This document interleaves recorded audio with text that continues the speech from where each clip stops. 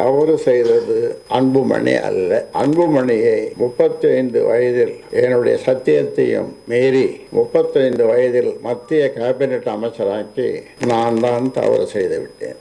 இந்த கால அன்புமணி பிடிச்சினால இந்த தொடைய அந்த பக்கம் அன்புமணி மனைவி சௌமியா இந்த கால பிடிச்சிடணும். 2 பேரும் அழறாங்க. எதுக்கு அழறாங்க? பிஜேபியோட கூட்டணி போகணும். இதை ஒத்துக்கலைன்னா நீங்கள் தான் எனக்கு கொள்ளி வைக்கணும். தாய் என்னன்னு சொல்லுவாங்க. உங்கள் தாய் என்னன்னு சொல்லுவீங்க? கடவுள்னு சொல்லுவீங்க. முகுந்தன் சமாச்சாரத்தை பேசினாங்க எல்லாரும். அங்கே உட்காந்துன்னு பாட்டில் தூக்கி அம்மா மேலே அடித்தான். நல்ல வேலை அவங்க மேலே படலை, செவுத்துல பட்டு. தலைமை பண்பு கொஞ்சம் கூட இல்லை. மாவீரன் குருவை கீழ்த்தரமாக நடத்திய விதம் ஏற்றுக்கொள்ளத்தக்கது அல்ல. இந்த கட்சியை நான் பார்த்துக்கிறேன். 2 சொட்டு கண்ணீர் விட்டேன்.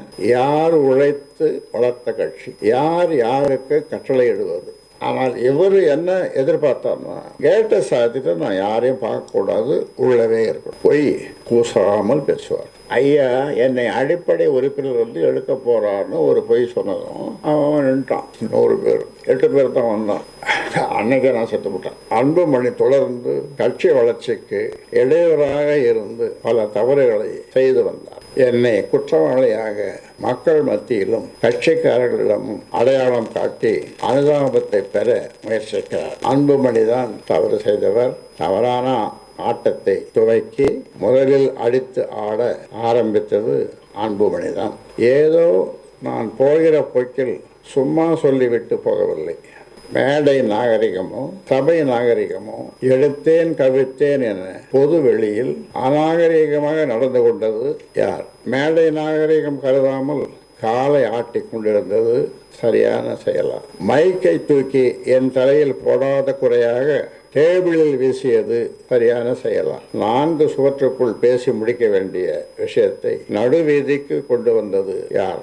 அழகான ஆளுயர கண்ணாடி என்ற கட்சியை ஒரே நொடியில் உடைத்து நொறுக்கியது யார்? அன்புமணி இன்னும் பக்குவப்படவில்லையே என்று பெரிதும் வருந்தினார்கள்.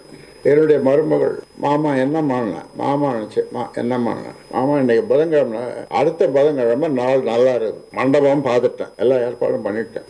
தலைவரை மாற்றணும். பிஜேபியோட தான் கூட்டணி போகணும் அப்படின்னு சொல்லி அதிமுகவோட கூட்டணி போகக்கூடாது. இப்போ அதிமுகவோட கூட்டணி போயிருந்தால் நாங்கள் ஒரு 3 இடம், நாங்கள் குறைஞ்சது 3 இடம் ஜெயிச்சிருப்போம். அவங்க ஒரு 6-7 இடம் ஜெயிச்சிருப்பாங்க அதிமுக. எங்களுக்கு சின்ன கிடைச்சிருக்கும்.